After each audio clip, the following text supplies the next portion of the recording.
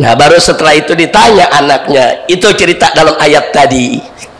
Kata Nabi Ibrahim kepada anak, ya bunayya, ini arafil manam anni asbahu. Hei putraku, aku lihat dalam mimpi, aku dapat wahyu dari Allah, aku harus sembelih kamu. Fanzur madza tara. Coba lihat bagaimana pendapatmu. Nah, jadi Nabi Ibrahim mau tahu pendapat anaknya bagaimana. Anaknya baru tumbuh remaja ini, saudara. Dari kecil jauh dari ayah, dari kecil nggak dipelihara oleh ayah. Ayahnya begitu ketemu tahu-tahu memotong dia. Ya, bisa kita bayangkan itu, saudara. Nggak main-main ini peristiwa. Fanzur madza tara. Nabi Ibrahim nggak langsung bilang aku mau potong sekarang, main betot mentarik, nggak. Fanzur madza tara. Jadi Nabi Ibrahim menyampaikan, aku yakin ini perintah Allah, ibumu juga yakin ini perintah Allah. Sekarang lihat, fanzur madza tara, bagaimana pendapat kamu? Apa dijawab oleh Nabi Ismail alaihissalam? Nabi Ismail mengatakan, Allah katakan dalam Al-Quran, qala ya abati, dia berkata, ya abati, wahai ayahku, if'al ma tu'mar, kerjakan saja apa saja yang kau diperintahkan oleh Allah. Satajiduni insyaallahu minas sabirin. Niscaya engkau akan dapatkan aku insyaallah dengan izin Allah sebagai orang-orang yang sabar. Subhanallah. Bapaknya taat kepada Allah, ibunya taat kepada Allah, anaknya juga ternyata taat kepada Allah, bahkan tiga-tiganya punya iman tanpa keraguan. Nggak ada sedikit pun keraguan terhadap Allah subhanahu wa ta'ala.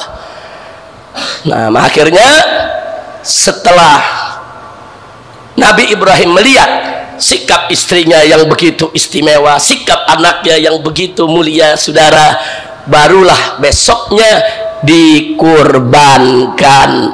Makanya besoknya tanggal 10 disebut Idul Kurban, hari raya kurban, saudara. Jadi itu ada rentetan peristiwa.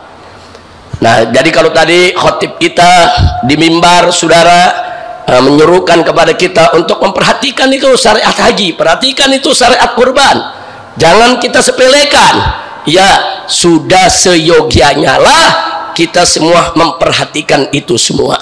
Dan tadi ayatnya sudah dikutip oleh kiai kita, ustadz kita yang menyampaikan khutbah hari ini. Allah nyatakan dalam Al-Quranul Karim, faqala ta'ala, walillahi ala nasi hijjul baiti man istata'a ilaihi sabila wa man kafara fa innallaha ghaniyyun 'anil alamin. Shadaqallahul azim.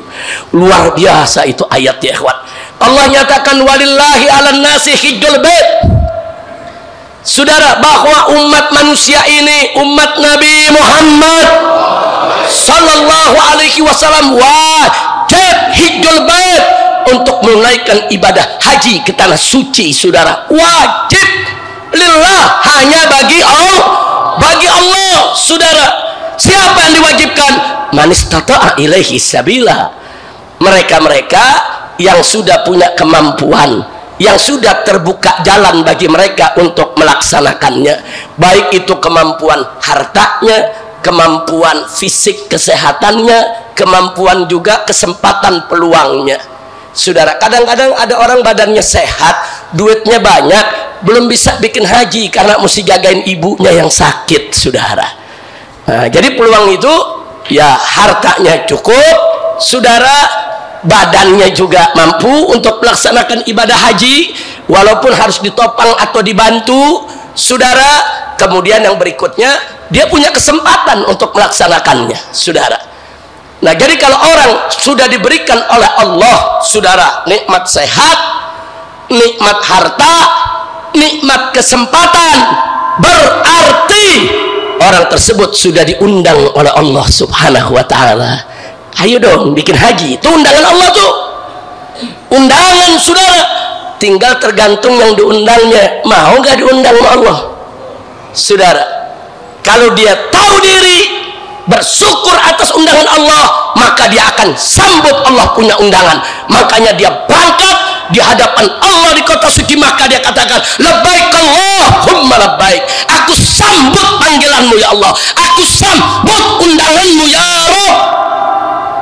Nah, itu orang yang tahu diri. Nah, orang yang nggak tahu diri udah diundang nggak datang-datang, ada gak? Ada gak? badan sehat, kesempatan punya, duit banyak, nggak pernah haji. Begitu kita tanya, ente kenapa nggak haji? Jawabnya apa? Belum panggilan. Pale lu menyan. Siapa bilang belum panggilan? Ente dapat nikmat sehat dari Allah, dapat nikmat harta dari Allah, dapat nikmat kesempatan dari Allah. Berarti ente sudah dipanggil. Cuman entenya yang nggak tahu diri, nggak pernah mau daftar, nggak pernah mau setor haji, nggak pernah mau berangkat. Begitu ditanya ente bilang belum dipanggilin. Unil. Ada gak yang model begitu? Banyak. Ya gue ceramah hampir sini aja dah. Jawabnya banyak, gue khawatir. Jangan-jangan lu lupa deh. Jangan jawab banyak. Ada gak? Ada gak? Yang mana orangnya? Jangan. Kalau kita udah dapat nikmat sehat nih, itu Allah udah panggil tuh.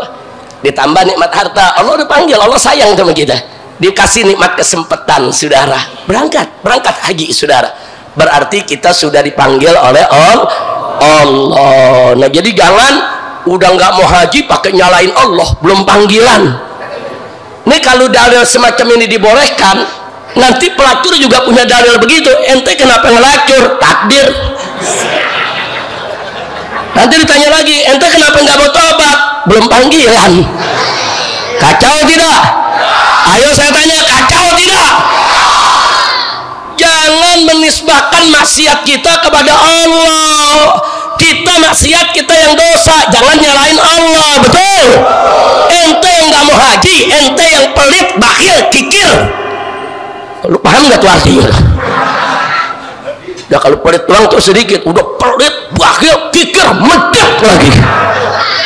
Oh, udah dah. Nah, kalau kita yang nggak mau menerima panggilan, jangan nyalain Allah belum panggilan. Jangan introspeksi diri, salahin diri sendiri. Ya Allah, aku salah. Ya Allah, ya Allah, kau sudah panggil aku, tapi selama ini aku nggak mau penuhi panggilanmu. Ya Allah, maafkan aku. Ya Allah, ke depan beri kesempatan aku. Ya Allah, agar aku bisa menunaikan ibadah haji. Amin ya Rabbal. Ada lanjutan itu ayat. Selanjutnya apa Allah katakan? Waman kafara. Barang siapa yang ingkar, saudara, Allah sudah wajibkan haji, dia ingkari, dia lawan Allah, dia tentang, dia tantang. Waman kafara fa innallaha ghaniyyun 'anil 'alamin. Jadi jangan sombong dia. Mentang-mentang Allah panggil, dia pikir Allah butuh dengan kedatangannya. Mentang-mentang Allah undang saudara, dia pikir Allah butuh dengan hajinya. Tidak. Allah sampaikan dalam ayat tadi, fa innallaha ghaniyyun 'anil 'alamin. Sesungguhnya Allah maha